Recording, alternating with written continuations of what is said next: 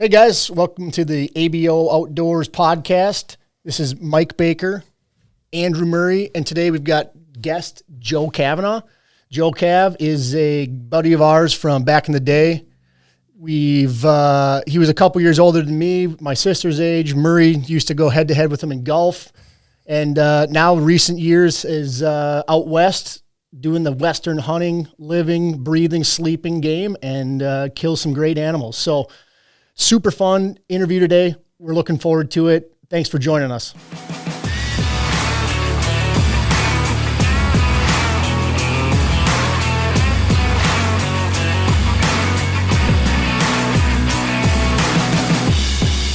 All right, fellas, we're live.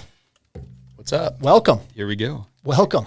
Thanks for having me, guys. I have to I know, moving around. But no, thanks for having me. Appreciate it. We've been talking about this for a while. We have. we have. Ran into Andrew this summer, talked to you quite a bit, and I'm glad I was able to work out when I got back in town. Absolutely. It's easier to talk about it with a beer after golf, but then it's like, it's not quite hunting season yet. Let's swing the club a few more times and then get after it. The fall golf, that's fun. Yeah, well, that's what I'm doing this weekend, but I'm going to try to get out in the woods as well. So, but yeah, want a little background on me? Probably good. Yeah, let's just dive in. Well, you guys know me, and I know you guys. I knew Andrew before I knew you, Mike. Yep. When he was at Staples Motley, and I was the poor soul coming from Pillager, and now I think things have a little switched around a little bit. But so I met him in golf, and then it's been years since I ran into you, and when I came back here and at the Legacy, I think golfing. And then nice track. Yeah, decent. And then I always knew Mike, but never really hung out until after college. Yeah. I think I joined some festivities up at UND, right? May have been a couple libations involved. Yep. Spring Fest up there gets a little messy, but that was a lot of fun. They've canceled it, just like everything else. So unfortunate, but no, I grew up just hunting like you guys. That was kind of my thing. I didn't play any fall sports. I skipped the football and started right with archery. I wasn't a big rifle guy. As a matter of fact, I was kind of small, and my dad made me shoot a 30-06 with no padding at all into it, and I'm like, this is not for me. Yeah. So we got me a bow, and from 12 years old, that's what I was doing. And I would even take the golf cart out to some of the little public areas and set my own stands and everything. So it really cut my teeth there, and Minnesota didn't shoot that many big deer. What we thought was big at the time, but then so but man, it was just a really one of my main passions in life, and went through school, went to college, and then put it on hold when I moved to Florida. And I started with a company there and lived there for 7 years and really kind of hung it up outside of maybe 1 or 2 trips a year back home or to South Dakota, archery hunting for whitetails and mule deer. And then 5 years ago, I moved to Colorado, and that's where kind of all just came full circle again and right back into it full force. And that's where we started really talking was the Western hunting. And so that's where I'm in Denver right now, and still with the same company, and was able to kind of create a pretty good work-life balance, I could say. So, but very fortunate. The owner of the everybody here, I'm meeting everybody. I kind of like, oh, what's everyone's? We joke, what's everyone's real job? We all have a real job. So, but yeah, so now I'm out in Colorado and doing a lot of big game hunting out there and some of the surrounding states. And so, but I still get back to Minnesota. So, you've been back here for a couple weeks now.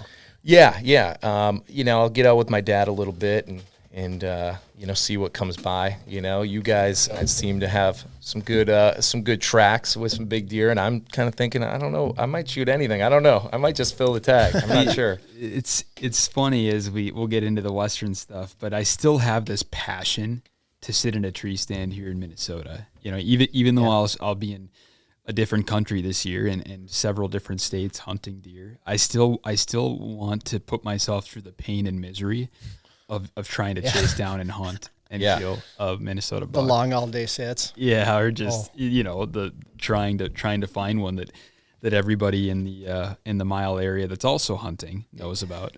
Right. Yeah. Right. Yeah. You know, and that was funny when I moved to Colorado and I started talking and started meeting friends out there, and they almost like had a negative approach towards whitetail hunting. Sure. Like they were like, "Oh, you're white," and I'm like, I feel the same way. Like I kind of like it even more. Like it's, you know, don't get me wrong, I love Colorado hunting, but like there's something about sitting in a tree stand, whitetail hunting that's just different. And now it's like flipped. Now all of my friends are like whitetail hunting, and they're going to Nebraska, Kansas, you know, Oklahoma, Texas, and they're like, man, like our whole conversation halfway through of archery season in Colorado was like, I think we're ready to like sit in this tree stand after we busted our ass like up in the mountains. We're like, we're ready for those like Get burnt out in September. yeah. Having coffee in hand, sitting in a tree, walking 100, 200 yards, and being like, oh, this is a long hike in, Right, you know? right. So Right. Yeah, I think it's just nostalgic more than anything. Like you grow up doing it, and the cool, crisp mornings, and you know you're having. Well, when you're growing up, you don't have coffee. At least I wasn't. But you know nowadays, yeah, I mean that's just it is what it is. Like I mean sometimes around here you have some good bucks pattern, but for the most part, yeah, there's a ton of public land, which is awesome. But there's also a ton of dudes from the Twin Cities that get up here, and the rifle season they shoot the shit out of anything that moves, and which is awesome. At the same time, like that's their 2 days of hunting for the whole year. More power to you. yeah. It's But just yeah, it's different. it's tough to be able to get a big deer. Yeah. But when they're big, they're big. Yeah. Yep. So just this last week, being earlier this week, I should say, being out in Montana with my buddy Tim. He's originally from Minnesota as well. Yep. And we saw a muley that was a decent muley, and saw a whitetail that looked bigger than the muley, but it was still like not a huge whitetail. And we just were joking because we literally talked about that exact fact. Like, man, growing up, if you saw that deer, it was like the deer of a billion deers. That was the deer. Everybody knew about it, and if you shoot it, you're the king for the whole year. Yep. You shoot anything with horns on it, you're the king. Oh, yeah, absolutely. Yeah. And now you're just showing me a nice 8-pointer. Yeah, we're like, You'd be like, oh, we might give that one a year. I'm like, see if he makes it.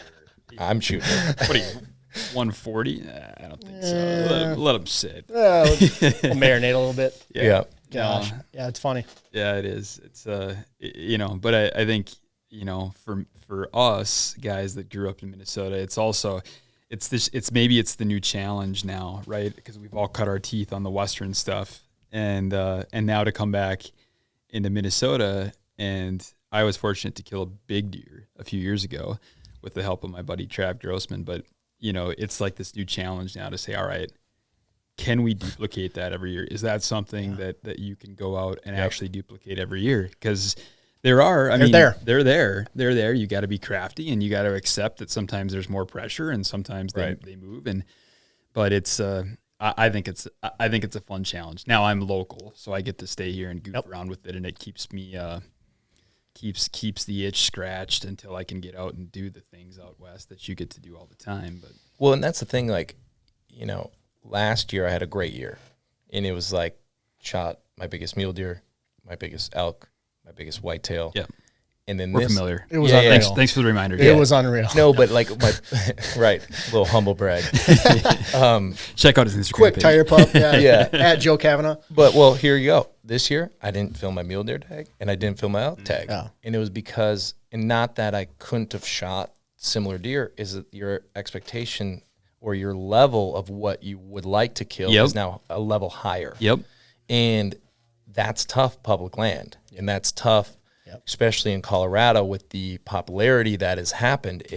It's insane. Like I didn't even see any people from Colorado. It was all non-residents, but it was just, you know, I'm looking for a caliber of deer that isn't around every corner, that isn't in every basin. Right. Yeah. And quite honestly, very fortunate to even find some quality deer, you know, and so because of the pressure. So it's just, you know, and, you know, everyone's like talking to me. It's like, oh, you had a rough season. I'm like, no, I had a great season. Yeah. Like I personally feel I had a great season. Like I helped a buddy kill a giant bighorn sheep, once in a lifetime tag in Colorado. I was with him. I saw it. I helped him. Like awesome.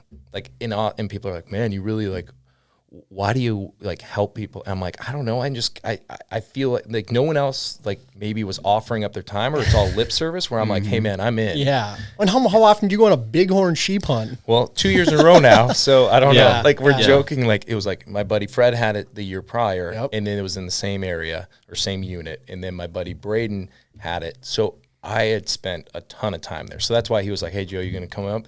But I also had drew a antelope tag or like a limited antelope tag in Colorado, or a draw unit, and my mule deer tag in Colorado. So I was like, I kind of wanted to scout for that because those were both good areas. But I don't know. I also am a believer in karma a little bit. So I'm like, well, he needs some help because like it is a 2-man game. Like if you go sheep hunting by yourself, it's just not, you're not putting the odds in your favor. So, but yeah, so that's why people are hitting me up and they're like, man, Ruff's Colorado. I'm like, no. I also shot a pretty giant pronghorn. The pictures don't do it justice, but it was almost a Boone and Crockett when I scored it. Nice. Yeah, on the first day. So I was like, oh, starting this season off pretty easy. Yeah. Like, Just pretty right good. back where we picked off, boys. But so then, yeah, mule deer was tough this year, but I was on a giant. So and ultimately didn't get him. But I don't chalk that one up as a failure. I chalk it up as I learned a lot, but I also know that okay, I can get on these big animals year after year. It's just are you going to hold out for that big animal? You know, and that's kind of here. It's like you're going to pass a 130. People around here are going to call you crazy. Yep. You know, but if you're not going to shoot that 150 or whatever 160 buck that you killed, like that might be a once every 10 years, but that's a giant. Like, that just doesn't happen. So yeah. Yeah, it's an interesting dynamic because you now becoming more of a personality in outdoor media. There's this challenge of like, all right, because I had a similar year for myself in 2019, and then last year I go into it with these expectations, like you said, of killing these monster animals, and it didn't happen. I lost my Minnesota buck and passed on a couple of bucks out west that I probably should have killed and didn't. And then you're looking at, and people, like you said, family and friends are asking you like, well, what's going on, boy? Like you said, it's been a tough year. But I think, like you said, and this is just kind of from a personal perspective, and nobody sees this on Facebook or Instagram, but you look back and reflect on that time that what you spent that year and the challenges that you had, the lessons that you ended up learning then through that experience. Yep. And just from a personal perspective, there's a ton of value in that, Oh, dude, if you're not learning something, the failures, even the successes, I mean, cripe's sake, you need to. Yeah. Well, and I think you need to make the personal choice. What are you going to do? Are you going to be a killer? And like, I feel like I'm a pretty proficient killer, but I'm not just going out there to kill. Like, yeah, you can use the whole thing, and I'm doing air quotes, fill the freezer. I'm like, I get it. And I know people do that, but I am a single guy that, last year, I still have tons of meat, and I gave away over half. Yeah, a single guy doesn't need a giant muley, a giant elk, a pronghorn. Exactly. I mean, So it's not like I'm starving. So am I going to be happy with a 160 or 170 4x4? Okay, I think I would feel good because it's for the gram. But I would get the likes, and everyone would be like, you're awesome, Joe. Yeah, trust me, I struggle with that because I was on, like, this year I was on I will say a 200-inch mule deer, give or take 5, maybe 10. But he was hanging around like 2 180s that wanted to be killed, and like walking around, and now I could have killed him or I could have shot at them. Sure. Because it wasn't a guarantee. Yeah. But we'll get into that. Yeah. So it's just like, but I wasn't going to be happy. And I remember like I had a sat phone. I was texting my dad the whole time. And then he's like, are you on him this morning? I'm like, yep, I'm on him again. So, well, I'll back up. So this is this year's 2021 mule deer. Yeah. You want to start there? Yeah, So anyways, no, that's fine. I was on this giant Let it deer. flow. So my buddy and I, we drew this tag, and I don't know how this all happened, but every basin that I went in, I knew the people that were going in there, and they were texting me. And I'm like, okay, one guy and his son were going in this one. These other guys were like filming this hunt in this other one. And then my buddy Fred, I kind of let him go into our secondary spot because he only had 4 days of hunt, and he wanted to just get it done. And I'm like, all right, you go there. And my third spot, or actually third or fourth spot, I was like, I think there's a good deer in here. There was a lot of bucks, but there wasn't any. We scouted it in July. And there was like one deer in particular that was just massive already, but had a ton of potential to grow. That was a deer that I came on or that I went in there. I found him, but he was with like, there was like 15 bucks in this basin. So anyways, I was on him almost every day, but there was also another group of hunters from Nebraska, good dudes, younger guys, kind of first time doing it, but they listened and I tried to help them out the most I could, but they also kind of gave me free range that they're like, all right, if you're just going after the big buck, you do your thing, we'll go after the smaller deer. But the smaller deer were also 180 type deer. Yeah. Like, you know. And happened to be Not with bad. the big bucks. Yeah. But anyways, I got him on all the, every day almost that I was hunting him, and it just didn't work out, but it wasn't like a failure of the season. And that's when it's like, I was also on a buck, but people on Instagram don't see that. Yeah.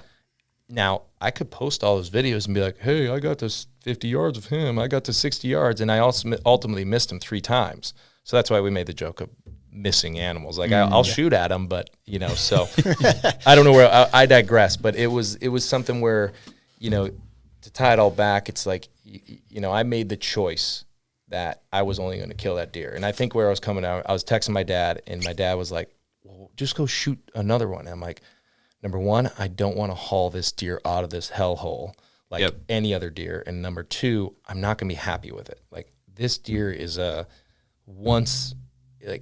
would probably been like one of the top deer killed that at least I know of in that area. And so I was like, I want to just do it. And I got on him for 3 weeks, 3 weekends. And like, he was in Hardhorn.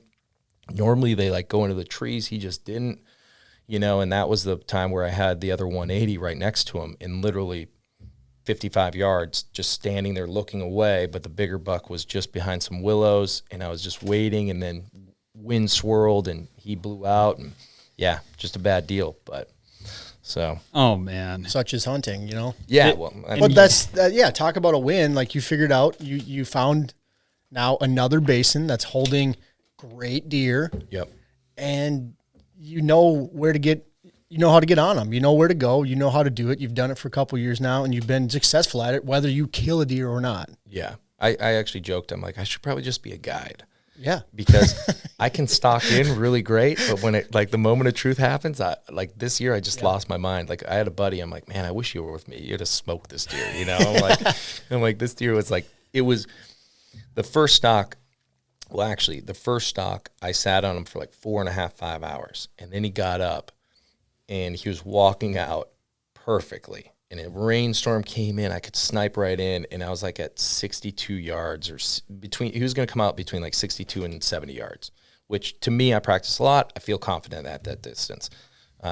Midwest guys might be like, what are you doing shooting over 30 yards? Right. But the guys from Nebraska actually like accidentally rolled a rock down, and they were like way up on the ridge, but like they didn't understand that, like, even talking, like, it echoes in these huge like alpine basins. Sure. And that deer looked up and just stopped like 2 steps away from me being able to get into him, and then just turned back around into the thick willows, and I couldn't get on him again.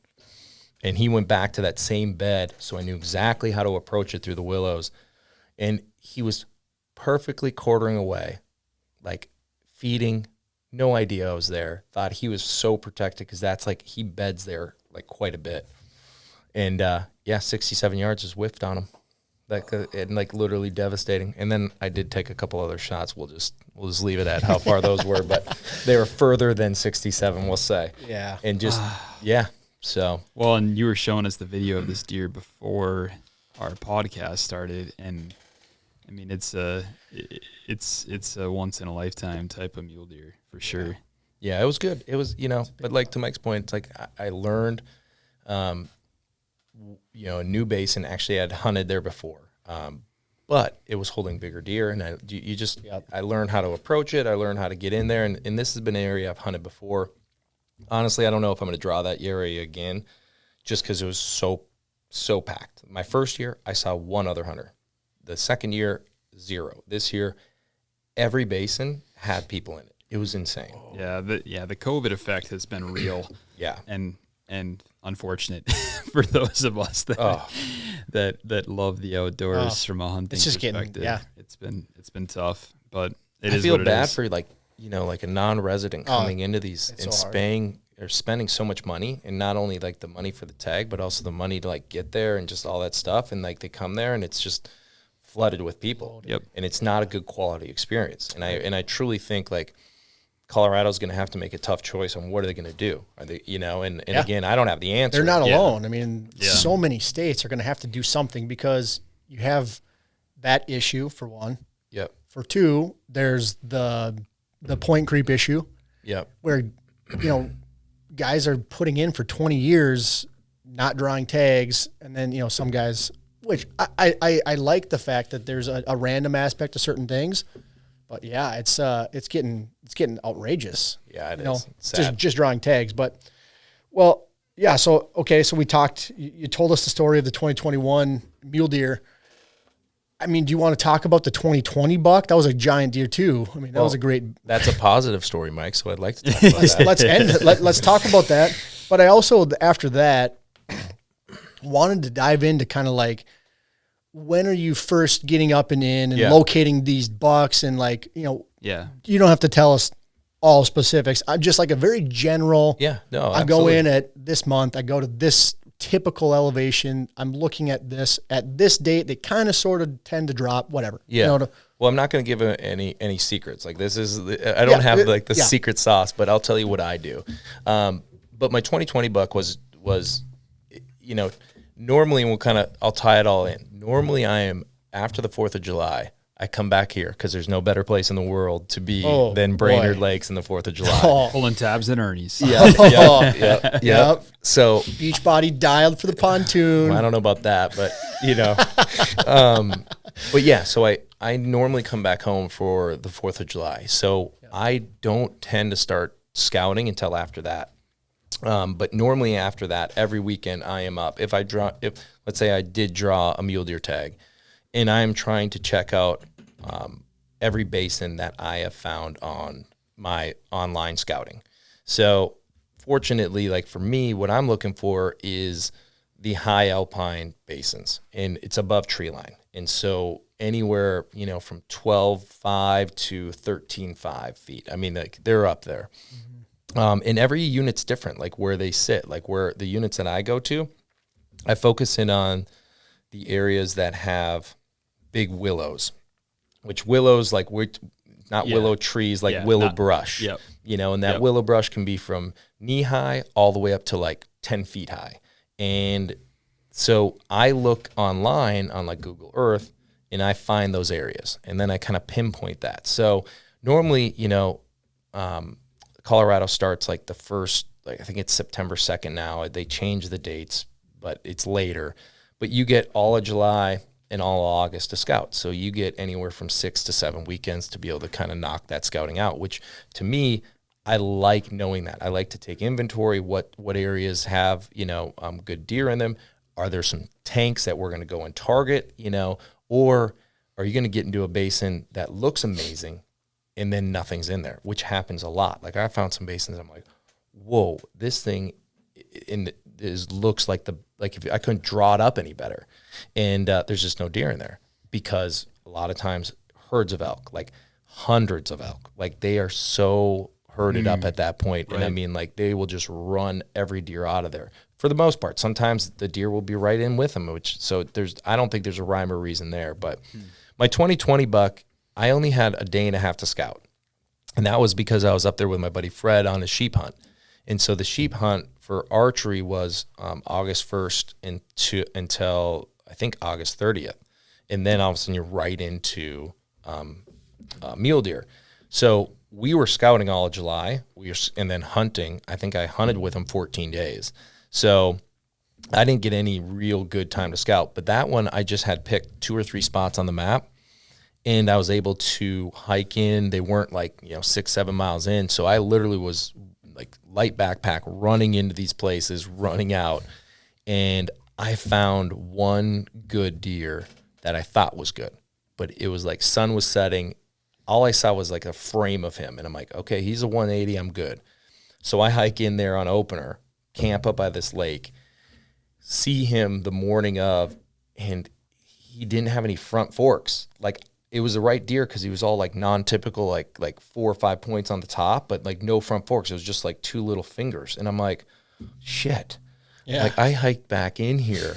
So I'm like, man, this sucks. I'm like, well, I better stick it out. So I hiked around up, like dang near climbed a couple 14ers just to get over some ridge. Gosh. And it ultimately came back down, and I found the buck that I was going to kill.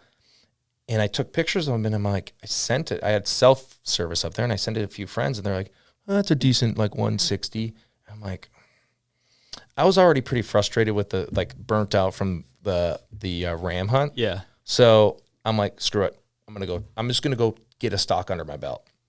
So I make my way down there. I'm not really even stock. I'm like just walking through the willows and get to the tree where I think he was. And he's just standing right there, like with another buck at like 55 yards. And I'm like, all right, let's make this happen. Anyways, it was, man, I'm really stealthy. Yeah, I am good. I am good at this. Yeah, that's exactly what I thought. I'm like, whoa, this shouldn't be this easy. So anyways, here's the hard part. Me making a shot on an animal. And like, I came to full draw like 3 times on him, and this other smaller buck stepped in. He was like his bodyguard. And I'm like, damn it. So anyways, when he was clear, I had a panic attack. And I don't know if I literally don't know where the arrow went. It could have went right over his back, or I truly never found it. No idea. All I know is that I didn't hit him. And he blew out with every deer out of the basin, like gone. And so I was pretty devastated. Looked the next day, no deer were in the basin. It went from like 15 deer in this basin, it's not that big, to 0. Oh, man. So I hike back out, go to my secondary buck, which was another nice 4x4. Great stock again, get into like 60 yards, sit on him for like 4, 5, 6 hours. It was a long time. And like I didn't think it was going to happen, so I brought like a half Nalgene of water up. And it was like not a cloud in the sky. I was just frying. And I was under like by a rock. I was dying. Oh. And I brought like 1 granola bar, and I was just like texting. I did bring my phone charger like with a so I could text all day. And I was just like, I forget all the food and water. I'm like, I'm an idiot. But I'm like, this deer gets up, does exactly what I want him to do. He's in the willows. He was on the far side of the willows. I ranged it. It was like 55 yards. I'm like sitting down. I'm like, I'm going to come to full draw. I dialed my sight, settle. I mean, like, we joke about this. Like, you probably hear people say this, like, draw back, anchor, bubble, settle the pin, clean shot, broke. I don't know what happened. Well, that all happened, but he was at 34 yards. He came closer. I threw my bow, like literally was like, I'm done. Oh, no. Yep. And I called my dad, and I'm like, I'm coming home. I'm like, my dad was just starting to build a house. I'm like, I'll help you out. And he's like, no. He's like, just go back after that other deer. So anyways, went back into that other basin, defeated. But you talk about karma, whatever. I literally sat down on my glassing point, and I did not even move my binos. Boom. The deer that I missed the first day was right there. Oh. And I'm like perfect. So I'm like, all right, I know exactly where to go. So I'm stalking on in, and he was about 70 yards from this little like lip. And I crest over this lip, and a moose blows up out of the bottom, like a little like bull. Yeah. Well, so it was insane. So he's sitting there, and the buck doesn't know what happened. And he is doing that. He's like, whoa, like looking at me, like doing the grunts or whatever. So anyways, my buck blows off into the far side of the basin, into a patch of willows that you couldn't get into because it was too tall. So I sniped down in and like sat on him for like 6 or 7 hours, and I could just see the tips of his antlers. And it was the only way I could see it was when the wind would blow. And it was like a basin like that actually the wind was consistent. Like it was a directional wind. Okay. It wasn't like affected by the thermals. So I knew exactly what was going to happen. Like it was already blowing down. So when the thermals switched, it was just going to be going with the directional. So I'm like, that is almost bulletproof. And he got up, worked down, and I just kind of cut him off down a stream. And like it just basically got to a pinch of the willows where I knew he was going to come through. And Yeah, made the shot, didn't hit him that great, but ultimately, killed him. And it was I didn't find him until the next day, but that buck was, 180, 181. That's a beautiful. Yeah. So Awesome it was, buck. yeah. And so, but like the whole point with that is like, you can get lucky scouting, but like my whole thing is I just was scouting the areas that I knew held deer from my previous years. And that's where the high country willows. But I also have friends that actually hunted that same unit and was finding like giant deer down in the sage flats in velvet. So it just depends on what you want to do. This is just what I want to do. Is I want to be way up in the high country every fall. Like that's the one tag that I would love to draw if we can draw it, is being up there. I don't know. It's just some different. I don't know if you guys have done any of the high country stuff at all. No, that would be Not for something. mule deer. That's been something For that's elk. Yep. yeah, like a in the back of your mind all the time. That's like a circled trip. You're like, oh God, someday. Yeah. High country, early season, spot and stock, giant velvet muleys would be epic. I think it's one of those things too that as you talk about these stories, of course, like myself and Logan over here is running the cameras, smiling too, because these are the types of hunts that you think about and you're like, oh, that's sick, like that looks really cool. And this is what I want to talk to you about, Joe, is the understanding or the development of getting to the point where you are at now with going and hunting these areas. Because a lot of our people that listen to this are Minnesota folks. Yep. That either have gone on a few Western hunts or want to go on Western hunts. And so obviously you grew up in Minnesota, you went out west to Denver and then just started getting into this. So what got you to the point, because obviously I know you really, really like muleys. Yep. You could hunt elk and stuff too out there, but what got you to the point where you're at now where I talked to you this summer at Ernie's and you're like, man, as soon as I'm done drinking beer and golfing this week, I'm going up to the high country and I'm scouting for for muleys. And I'm like, number one, hell yeah. But number two, there's not a lot of people that are committed to doing that, right? And putting in the effort to go and find an animal of the caliber you found this year. So yeah, no, the way it started was kind of like probably all of us watching this on TV. Yeah. And then now the information is so handy through YouTube and people like this, like just podcasts. Like I would just dive into it full force. So I would listen to these guys.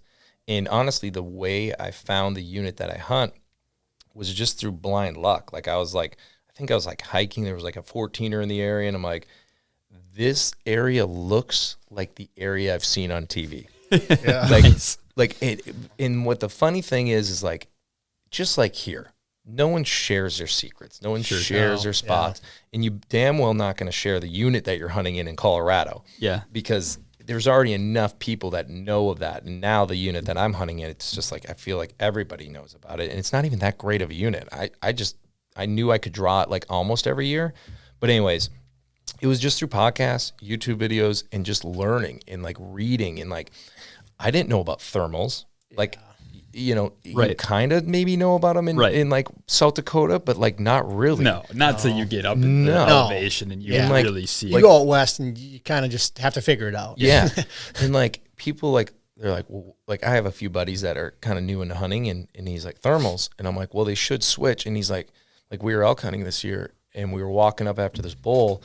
And I'm like, hey man, we have like an hour to climb like 1,500 feet before the thermals switch. And he's like, when do you know? And I'm like, I don't know. Yesterday, the thermal switch at 10 a.m. And he's like, and I'm like, it's 9 o'clock. And I go, I'm just going to go with, the roll of the dice that it's going to be similar today. And it ultimately was. And, so you just start to learn these things and like learn the areas. But for me, it was just as much information as that I could like intake. That was it. And like podcasts, YouTube videos, the outdoor channel, like, my DVR is only that. And it's like all the Western shows and you just learn and you evolve. And like, I think your just mindset of how to go about it, but then also knowing that you got to be in pretty damn good shape to do it. And I'm not saying I'm in pretty damn good shape, but I'm like, I'm dumb enough to also go up there. Like, the hike into these places and just be like, hey, what's a worst case scenario? Okay, you might die, but like that's a very far fetched thing. Like people are like worried. I'm like, I'm not worried about that at all. I'm just, so, but you also have to get away from people. Like they're also like this deer was a basin that I don't think a lot of people would like to get into. And I know that because these guys from Nebraska, they were like, you're just going to go down there twice? I'm like, yeah, I'll go down there in the morning, try to hunt them. I'll come back up, glass, try to find out they're there, and I'll drop down in. Yeah. And like the one guy came in and he was in shape. He gets around and but I could tell he was like, Doc, I'm like, hey man, if it takes us an hour to get out of this basin or 2 hours, I don't care. Yeah. I go, just take your time. Don't blow your legs up. Oh, he like blew them up. The next day, like come hobbling up to like, and he's like, man, I don't know how you do this. I'm like, he's like, you're going to go back down there? I'm like, I'll do this twice a day. Climbing 2,000 vertical feet twice a day. Right. No problem. Yeah. That's an easy way to legs feed the wolves, boys. You need to drop 15 pounds of COVID weight. No problem. Yeah, not a big deal. Go up and down to the basin twice a day. Well, I mean, you're out there doing it on a regular basis, and to the learning and figuring things out, you just at some point you just got to go do it. Yep. You just get out there and do it. You screw things up a couple times. Well, so be it. It's going to happen. Yeah, and that's especially bow hunting. Yeah, for sure. And that's like the other thing you'll start to learn is as you go and do it, like what type of hunting works for you. You know, I like to get on these big bucks and like get to that 200-300 yards where I don't think the wind would get me unless it completely switched, and sit on them and let them kind of dictate where you go, because they're in willows, so you really can't. You're not going to like snipe in on them and shoot them in their bed. Right. They're going to be like tucked in, and like some of these are like little tunnels through here, and they have like 2 exit routes, and it's crazy. Like they are like, that's their bed for like all summer long.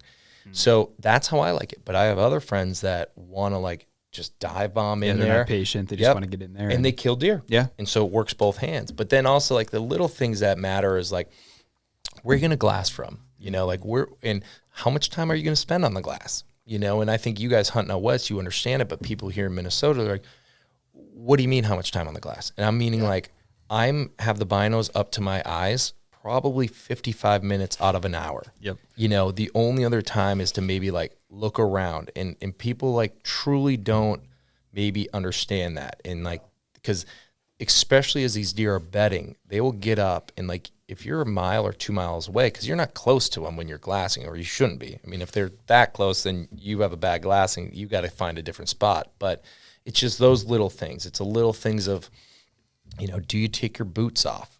I don't, because like a lot of the areas I hunt with are pretty wet, and Colorado is normally getting a lot of rain, so it's normally, you know, pretty wet. You don't have to do that. Some guys are like, oh, I put on stalker socks and all this other stuff. I don't do that, you know. But like, what works for you, you know, ranging, like you guys out west, like South Dakota, it's all that grass. Same thing for willows. Like, how are you going to get a range? Are you like, if you're shaking so bad, like, are you going to like prop your bow up? Are you going to like put your bow down and like, you know, so it's just those little things of, or like when you draw back, like if you're facing on and the buck is there, are you going to turn your hips so you know you can draw back and not be like there? It's just those little things that like you're not going to pick up if you haven't done it. And that's the things that like might come second nature to us. That might be something like someone's listening to this from, you know, in a tree stand, that, hey, write those things down. Like when you get out there, take a little laundry list of things of like, okay, these are the things I should focus in on. So, and that's what I did. And that's why I think I was like, okay, I found some early success with that versus, oh man, I'm missing everything, or I'm blowing stock, I'm doing this. So I mean, you're getting yourself in a position where you're getting a clean draw, and you've got an opportunity to kill the animal. The animal doesn't know you're there. That in and of itself is its own form of success, because I know from some of my first experiences archery hunting out west, I would watch the deer start moving towards me, and I was in the right position, and all of a sudden the deer's like 30 yards away, and you're like, oh man, I'm frozen now. There's zero chance that I'm going to draw, or I do draw, and then of course, you know, they bust and they're gone. And so a lot of those little things that you're talking about are are the small victories, the things that you learn. But some of that is stuff that you can't really learn until you just put yourself in the situation. Yeah. And you start Well, going through it. I think one of the biggest detriments that I had this year is I did come home for over a month from like June through July, and then I went right into scouting season. And that's normally like my biggest practice time. And the farthest that I could shoot out of my parents' place was like 55 yards, and that was like from the dock over the road, like through the yard. We were talking about sick that spot, this though. summer. Yeah, it was great, but it was also level.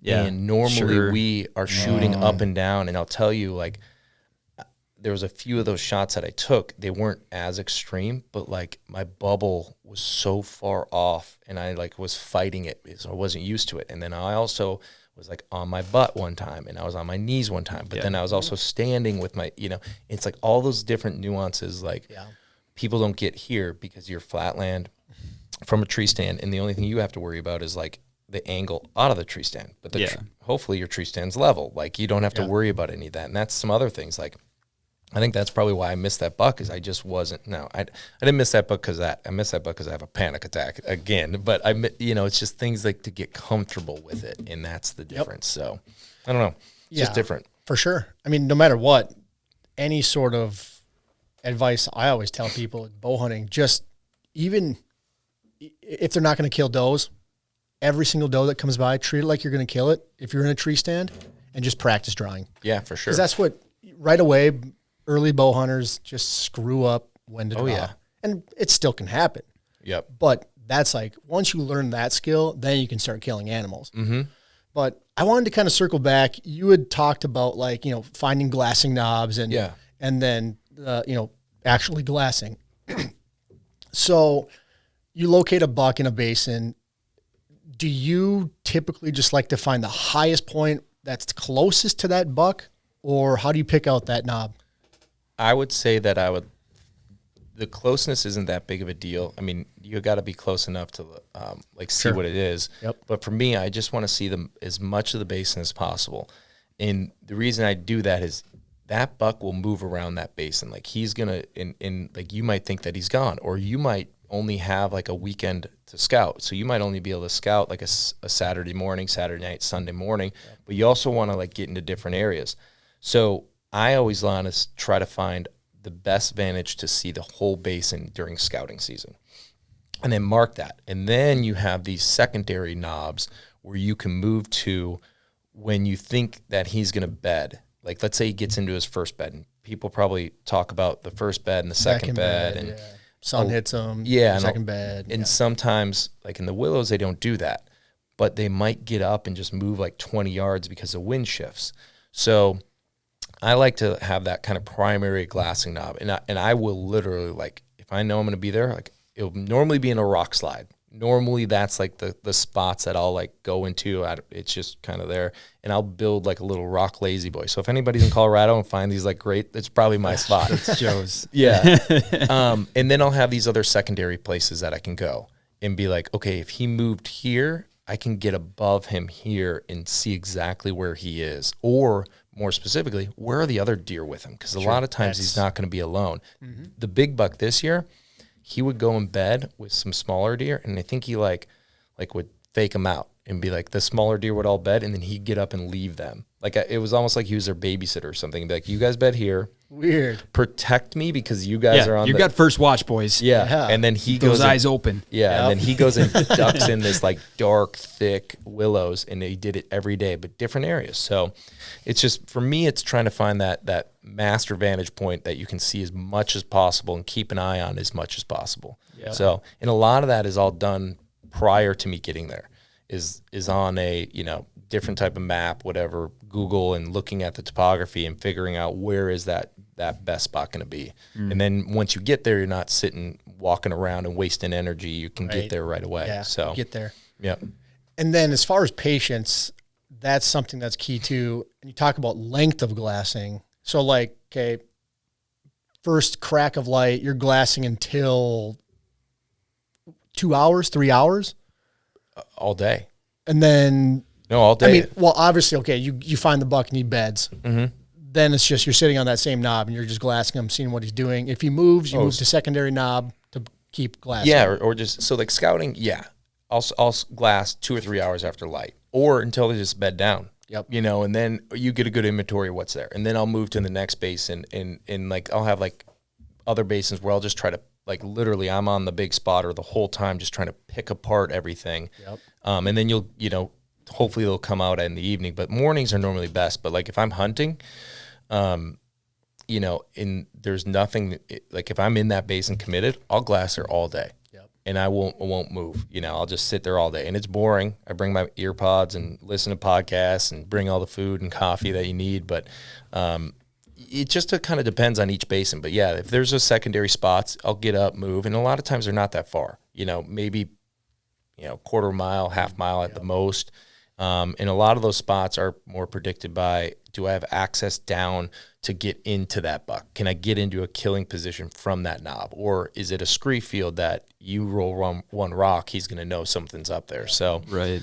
But it just all depends on which area. But for me, the biggest thing is glassing. I don't think a lot of people understand the amount of time that people put into glassing. And that's, finding those big deer and, finding deer that not a lot of people see either, where they might only come up, or they have those little hidden pockets where they know where other people are, and there's like those little fingers that are within the basin, and they just stay within that 100-yard area and just bed down, feed, water. They have everything that they need there. So, right.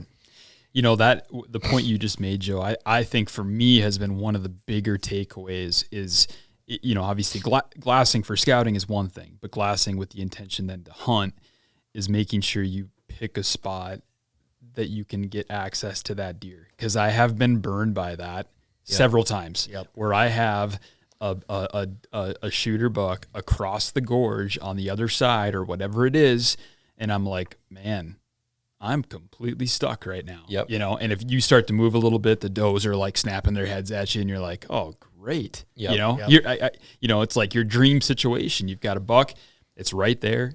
The stock is ready for you, and you can't go do it. And so that's a hard thing to like pinpoint for somebody from if you're doing scouting on Google Earth or something like that, until you've been there and you know what to look for. Right. It's hard, but I think that's especially if you go into a place your first time out there, the sun's coming up, you're looking around and all of a sudden there's like no cover between you and the willows. Right. Yeah. And you're like, all right, I need to get to a different spot to glass this basin or this whatever it is that you're caught or whatever, because if I see them, I'm not going anywhere. Right. One of the other things that I would say like is beneficial that I do, and a lot of my other buddies that do is like when a deer beds and you're like, okay, that's where they're going to stay, is taking pictures of your phone. Yeah. And then like almost like writing, doing it like the edit. And you can draw, like circle the deer, X the deer out, and then you can draw.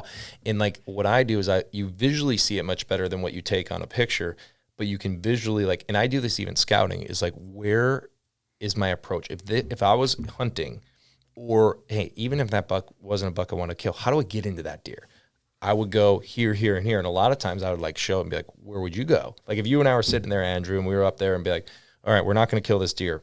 How would you approach it? Right. And you might have something different in your mind than mine, and we could talk through that and why, So it's just those little things that, that kind of make the difference. But then also when you're in the basin, like how in tune with everything going on are you? Like the winds, the directionals, the thermals. Like if you're walking down in there and you like walk back out after a blown stock and you're like, oh yeah. And like I ask you, is like, where was the wind? Oh, I don't know. When did the thermal switch? Oh, I don't know. It's like you got to learn all that because it will be some patterns there, Yeah. So, and this is, I'll caveat this. This is all mule deer. Like I don't want people to get lost into the sauce of like, oh, you're glassing this long for elk. I'm like, no. Yeah, no. For elk sure. season, we are running and gunning. Yeah, like, exactly. We're going after It's them. a constant. Yeah. Constant. No, those are all good points.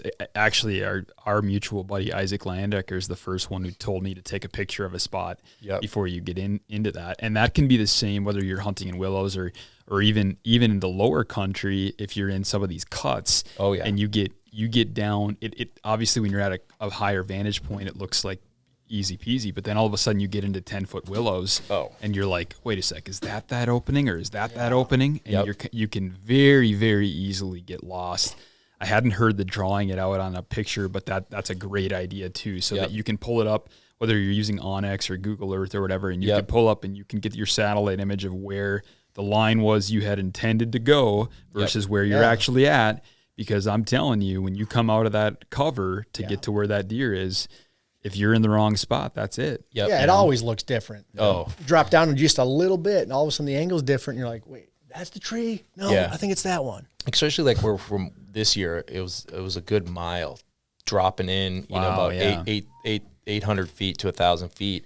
And then like going through a half mile of just timber, and then you're popping out into this flat, and you're now I know it, like literally now I know it. Like I hunted it. I was down in this, I think I went down there like 8 times, maybe 10 times. Now I know exactly. I have my own little trail that I was following, you know. Everyone's like, oh, that's Joe's trail. Yeah, exactly. So The game follows your trail. they probably were. Hike on a game trail. As I was dragging my feet into feet, they probably were following me. If I, you have some heart-to-heart conversations hiking back up 800 vert after you've blown a stock or missed them, and you're sitting there going, oh, man. Then you got to go sleep it off. Yeah, it's not good. Yeah, no, those are tough nights. Especially when you're by yourself. Whew, you're going to have some tough conversations in your own head. I can imagine. Yeah. You better have a few strong IPA beers at the truck, which fortunately I was truck camping this time, so it was good. But That's awesome. yeah. Gosh. So, Well, you've got the giant muleys dialed in. You hunt Elkatung too. Maybe Chad, share a elk story with us. well, You killed a great bull last year. yeah, but that's not even it's not even a good story. It's a good story because I killed a giant bull. Yeah. But I literally hunted for 2 hours and I killed this bull. Like I have been into this, And it was like the same week, wasn't it? well, I had shot my mule deer, and then like a week later I go and shoot a pronghorn, and then 2 days later I go and kill this bull. Okay, 2 days. Okay. But I didn't even want to hunt really. Like my buddy, like he's like, hey man, let's go hunting. He had a cow tag for his archery tag. And he's like, I got an area. I'm like, yeah, but Famous last words. he's like, I go, I got a pretty good area if you keep your mouth shut. Like I swore him to secrecy. I'm like, I'm not even gonna pick you up in the truck if you don't like promise me. And he's actually been very true to his word. People have been blowing him up and me up on where I shot this bull because it was OTC.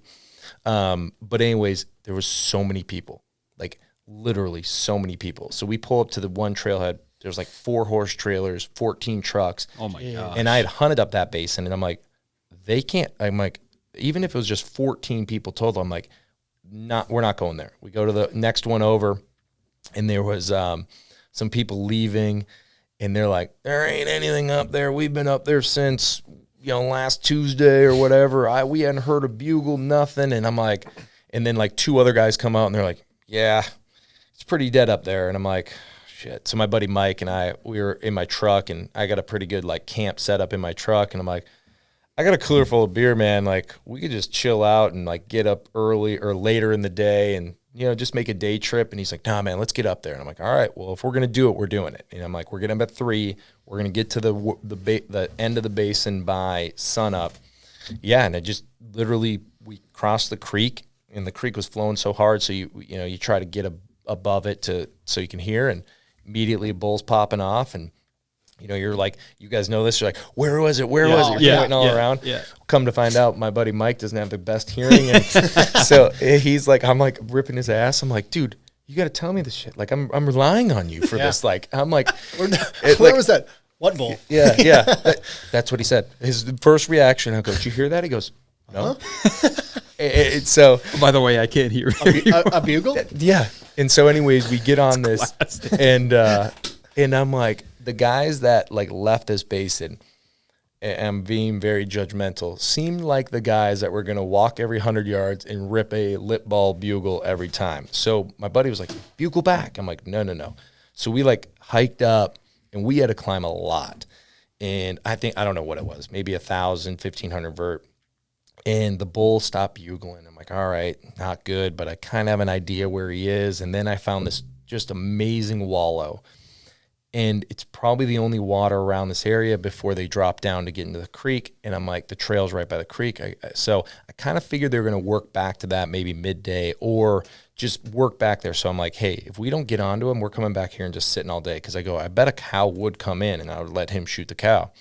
So we hike up, and the bull starts ripping again. Like, oh my gosh. And there was 3 trucks that pulled in like at around midnight. And it was like the sequence of like bugles, and he was like raking trees, but like, and like all the cow calls, it was just a rut fest. I thought it was the 3 guys, and one was bugling, one was taking like a giant limb and like banging on the aspens, and then the other guy was cow calling. It sounded like they were doing a sequence call.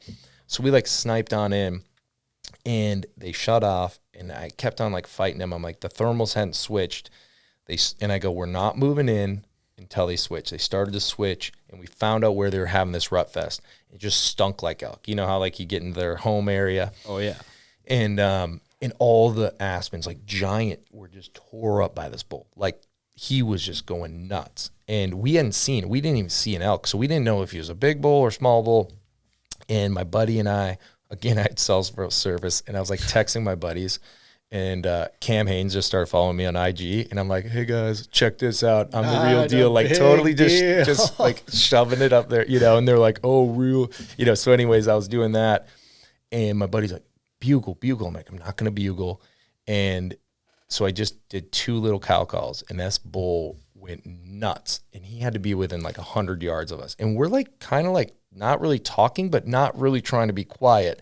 But anyways, my buddy drops back like 50 yards, laid down some great cow calls, pulled the bull in, and he was at like 38 yards and stopped, of course, right behind a tree, right? And I'm like, it was all thick trees. So I'm like, so I leaned out and I shot, and in my mind, it went perfect. And it did, but I did graze a tree like on its way. So it was like lucky. What? Yeah. And like, that's why I was like, yeah. So anyways, but that bull, like, it was dead. I was tagged out by 11. But it was so funny. I was texting my friends, and then the next text that I sent them, like an hour later, was me with this giant, like 337 bull. And they're like, you were just texting us. How does this happen that quick? So that was kind of like the ongoing joke. But I wish I had better like story. It was just like, it just happens. I think that's the thing. You got to put yourself into the situation. You got to put yourself out there. Like if I would have just had a few beers and got up late, that bull would never have, or we might have heard him, but he would already been up too high, and we wouldn't have been able to get on him. But you know, it's also sweet. Yeah, it was cool. But this year, like, you know, my one buddy is busting my balls because I'm a pretty positive guy. I don't think I've always been positive, but like with hunting, I'm always pretty positive. And he's like, you know, that OTC, like that doesn't happen. Like you don't shoot a 340 bull like on OTC every year. And I'm like, well, why not? And he's like, oh, here you go. And so this year I went out with a buddy, and it was a crazy, like ridiculous hike in. And I'm like, I think there's big bulls in here. Like, I don't know. Well, and then that was a picture I showed you of that one was the first bull we saw. And it was like a 6x6, probably 315 to 320. Like, I'll show you a picture. Big. And right away, bugling, we get right into it. He was in an Avi shoot, and he like tried to come back in, and I was trying to call him into my buddy Bobby, and he just was hanging up, you know, at that 200 yard. He could see everything, but then later in the day, we got right on him, and it was partially my fault because we were going to go in and do a calling sequence, and we bumped a cow, so I was kind of being a little bit lackadaisical, thinking that we already blew him out. And Bobby knows how to call, but I was kind of like, I wanted to do more of the calling sequences. Well, I was ahead of him, and I got caught out in the open by a cow. But she didn't see us. Like, she just knew it, and I told Bobby to stop, and Bobby was the only one able to get back. Well, what happened, I think that cow was in heat, and that bull, at 50 yards, and that bull comes in and starts, like, almost breeding her, but she like wasn't ready, and he beds down facing me in the aspens at 55 yards. And like just staring right at me, not knowing I'm there, but just like I could not move. And so Bobby was able to come back, left his bugle tube, and he cow called, and that bull was just coming unglued. And all he needed to do was one bugle, and that bull would have got up. That bull got up because of wind. I felt the wind swirl, and that head just went like this. And if he would have just got up and stood broadside, I probably would have been able to shoot him. But like that bull smelt it. The cow stayed there, and I was like tempted. I'm like, should I just smoke the cow? And I'm like, we were so far back there. I'm like, I'm not killing myself for that. Not worth it. But again, I think elk hunting is just getting out there. Yeah.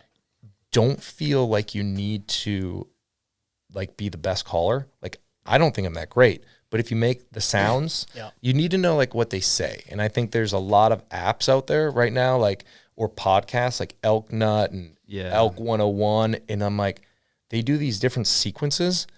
They work. Like, they legitimately work. And like, they call in bulls. Like, we had bulls come in, and it was just like finishing that last little bit. And I know, I don't want to give a guarantee. I guarantee if Bobby would have been able to bugle, that bull would have came in. Now, would I got a shot? I don't know. But he was just, all he needed to hear was like, oh shit, here comes another bull. I need to defend especially that hot cow. Yeah. So, but again, it's just kind of learning as much as you can. And like, when I'm driving up in the mountains, podcast. It's all about, normally it's mule deer is mule deer, elk is elk, and you're I'm learning it. I'm driving up to go elk hunting. I'm listening to an elk podcast, and just taking little tidbits from each. So I don't know. I think a lot of blowing people on a call. Yeah. Oh yeah. Yeah. Looking at the people driving next to you going, what are you doing? Huh? Yeah. The other thing too, the takeaway there from what you were just telling me about the bull you killed last year is moving yourself ever so slightly to put yourself in a position. I think with elk in particular, up in the high country, there's going to be some times where you're shooting through some sticks, to get to where you need to place a shot. And I know with myself and Joe, when we went out, 3 years ago, we called in a nice 6x7 bull. And as Minnesotans, I think, and I'm not discrediting Joe because it was a tough situation, but as Minnesotans, we want to draw like we're in our deer stand, and we sit and we hold it and we wait, because obviously we're pinned down in a tree stand. But on the ground elk hunting, there is opportunities. I've seen Cam Hanes do it before too, where you draw back and you make a quick. All you got to do is move 6 inches or a foot to a spot where you've got a lane, and you squeeze the shot in. Yeah, they'll give you plenty of wiggle room, right? Not always. If there's not wind, they'll let you move. Yeah. Well, and that's the thing is like my first year hunting, we were getting on these bulls, but we could never get close. Like it was like 80 yards, and I remember I had a decoy, and I'm like, we dogged this herd for like miles. I'm like, I'm done with this bullshit. Like so I take the decoy and I charge right in on them, and they like just stood there. Yeah. And then, like, it was funny enough, like, I had that full-size elk decoy and, like, the strap around my neck. It pops off, falls on the ground. I still was able to come to full draw. And then this is kind of like the whole podcast. I missed again. And it's like, I got that picture with my arrow just dove right into an aspen tree, But, the other thing, point of that is, like Minnesota, we always want, like, cover in front of us, to hide behind.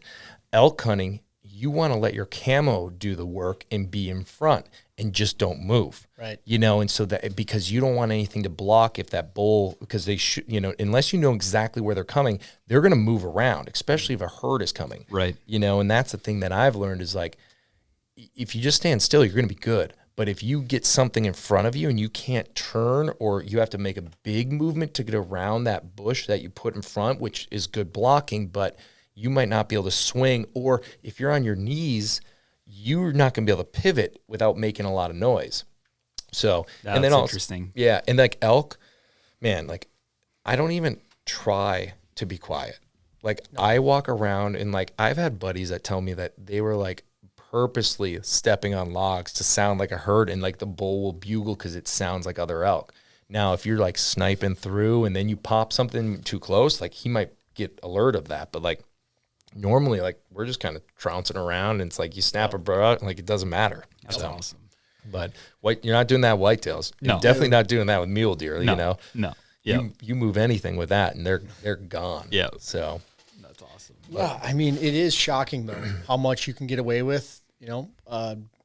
One of my good buddies who I was just in Montana with, there was a hunt a couple years ago in Montana that I mean, we stalked straight across an open meadow, and every now and then the bull would just look up, and we'd just stop, Yep. let it simmer, go back to feeding, and just keep walking at it. And we got to 60 yards, and he shot it. Yeah. It was like, wait, what? That just worked? Yeah. But yeah, to your point, that's a big hurdle as somebody from the Midwest. You move into an opening or move around a shrub or some sort of, cover that allows you to just to have free range and just know when to draw, Yep. stay still. Yep. That's well, and that's about the it. thing you brought up. The point is like knowing when to draw. And that's like talking to your point as well. Is like practice drawing back on does. Like even if you or small bucks Small or bucks, whatever. yeah. Just knowing like, okay, when should I draw, or Yep. what's good to draw? Or here's the other thing: drawing back in the tree stand at all different angles and knowing what's in your thing. And the reason I say that, I had a very hard learning experience last year in Kansas with a giant, like, I don't want to throw numbers out there, but he was 180 class, double drop tine, 10 pointer.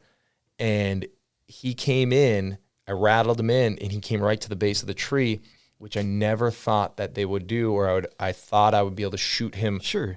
He came right at me, and I went to full draw, holding, like, and then right when and he's just looking around, and his vitals are covered by like some brush and stuff, and I'm like, I gotta let down, and so I was slowly letting down, and right when he took a step, and I mean he's at 2 yards, right below me, and so I came back to full draw, and I shoot a thumb button, and I kind of went back, elbow hit the tree like limb up above me, which I never would. Punch the trigger, almost shot him in the head, but didn't. And I'm like, damn it! Like, Yeah. it would have been a buck like of 100 lifetimes. Like it literally had double 10-inch drops on each side, and I'm like, God, and the stupidest part is I kind of sensed that it was too close, and I moved my stand down just enough, and it was like on my like ladder stick, and I'm like, I was lazy to not move my ladder stick around to drop it another 4 inches, and I remember that. And actually, you're the only people I've told where I'm like, I know that I was being lazy. Like I'm like, oh, so bad, but I guess Yeah, it's that's tough. I mean, what do you do? That's why it's archery hunting. I mean, that's why we put ourselves in those spots. We all have unfortunate memories like that. Probably not at a double drop tine 10 that was 180 inches. I mean, that's a bummer. I mean, you were really lazy. I know. Here's the thing: is I put every trail camera that I had with that trip down there because I'm like, I don't think people are going to believe me. Like, I just want to get one picture of the deer to show that it was there. Because I even like second guessed myself, but I also looked at him for like 2 minutes. I was just like looking around, and it was like sun was up, and he was like glistening in the sun, and I'm like, oh, yeah, well, Yeah. See, this is a bad podcast for No. me. They're like, Joe's good at getting in good animals, but he's not a closer. Well, no, I think that this is the important part about hunting, and for us, like being now personalities in the industry, is just to say like, hey, I mean, Joe's an animal. He's being humble right now, but Joe's an animal. He's killed some sweet deer, and he puts in a ton of time, and has put himself with him and friends in some incredible situations with big animals. But it's also real life hunting, and these are situations that we come across every year, and when you put yourself out in the woods and doing this stuff, we're all continuing to learn and be in situations where there's a miss or Right. you still miscued, and it's like golf. Like, you go have a terrible round, and then you go back out the next time and shoot the course record like Joe Cav here at the Legacy. 65. And In stone forever. Not a big deal. Decent. Not a big Is that deal. good? Yeah. So that's going to cost me $100 each for that plug. Thanks, guys. Absolutely. I'll pay you guys Yeah, after. absolutely. Hope you take Venmo. Yeah. But that's what keeps us going back, right? I mean, Yeah. those are the moments, a double drop tine 10 pointer in Right. Kansas. Like, hello, I'll Yeah. see you next year, boys. Oh my Yeah. goodness. No, and that's the thing is I think to your point, a lot of people look online, Instagram and all this stuff. And we were joking about, we started the podcast. It might not necessarily, Instagram's not real life. As a matter of fact, I want to put it in my bio, be like, disclaimer, this is not my real life. Like people like, I have a life outside of it, but also it's like, it doesn't make you, I mean, like people don't see the time and the effort and the misses and the miscues and like the things that you're learning or all that stuff through a picture, you know, or through a 30-second video. And that's the thing is like people just are going to lose their way of like either getting discouraged or being like, man, look at this guy. He's killing all this stuff. It's like, you know, is he hunting public ground? Is he hunting private ground? Is he, you know, and all this other stuff and more power to how people hunt. I wish I had thousands of acres to hunt, you know, but it's like, I don't. And that's the thing is like, you know, people out there that are looking at me or whatever, or you guys, and it's like, if we're killing deer, I don't think it necessarily makes us any better than anybody else, but it also doesn't make us any less when we don't. And that's the whole conundrum that you have to kind of battle. And I battle with it too. It's like this year we were talking about, it's like, I kind of set the level higher now. And it's like, that's going to come with probably not killing animals every year, right? And it's like this year, now I won't take this approach in Minnesota here. I will shoot a 120 in Minnesota. But like South Dakota, I want to shoot like a 145, 150. In Kansas this year, my minimum is that 150 mark. And now I might misjudge an animal, but in my mind, that's my mark. And I'm not going to feel that if I shoot something smaller, I don't think it'll bring me enough joy or what I want. You know, I would rather like, you know, bring someone else out there. Like if I'm going to shoot a 150 or a 140 in South Dakota, I would much rather my dad or brother shoot it. Like, 100%. honestly. And it would bring me probably more joy to see them shoot that, you know? And so I don't know. It's just not everybody has that mindset. And I think I've talked about this to other people. It's like, you got to find that mindset of like similar hunters, like where people aren't going to get jealous of you and be that team player. Like I'm going to be going to Kansas with my buddy, Braden.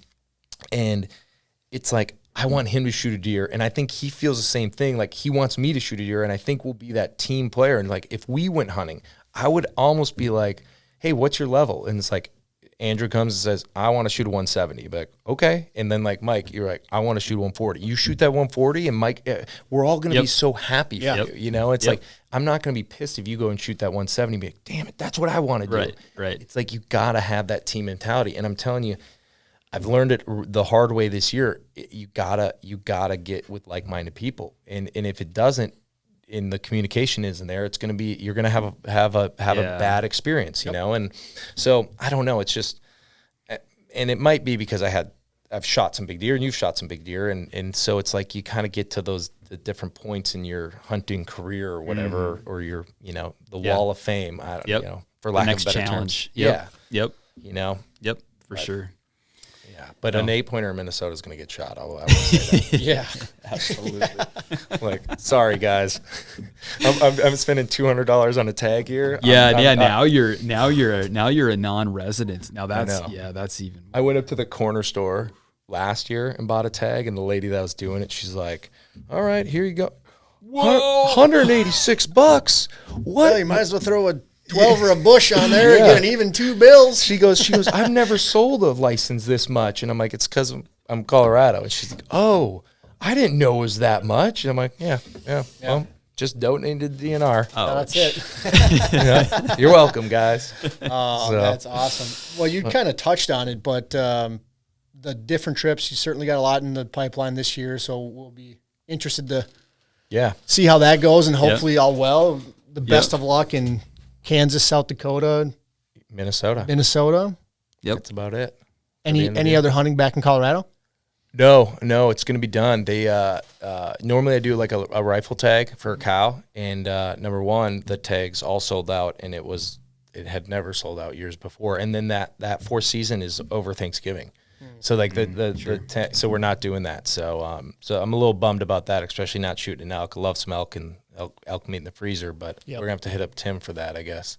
Dude, Tim is a complete gentleman. Yeah. So he'll send some out. Yeah. Perfect. What I was gonna say. So for those listening, a mutual friend of ours and one of my college roommates, Tim Nickum, him and I were just out in Montana, and I didn't draw the tag. We put in, not in a party, but with the idea that if one person draws and the other doesn't, we're still going to hunt, talk about a team mentality, and it just worked out. So I bombed out. We hunted. he killed a great bull, and true to his word, he literally gave me half the elk. Wow. So Nice. it's unreal. Like, I just said, hey, I'd be very happy with a front quarter, whatever you're willing Yeah. to give me, like maybe a chunk of backstrap. Right. But he's like, nope, we said 50-50. You take the, oh man. That's awesome. So yeah, I mean, Yep. just Very cool. good people know good people, Well, at the end of the day. for sure. Well, just me, just trying to survive out in Colorado. if you if you need- need some, Yeah. just lowly me, especially if I don't shoot anything else. If the 120 doesn't work out in Minnesota this archery season, I'll get you on a nice 100-incher for muzzleloader when you're back for Thanksgiving. Then. Oh, Yeah. perfect. What? Maybe a slick top for the Hey, Fraser. hey, yeah. I'm not too proud. Yeah. I'll shoot some does. Yeah. I So- would rather do that than shoot a little dinky buck. Well, actually, Kansas comes with two.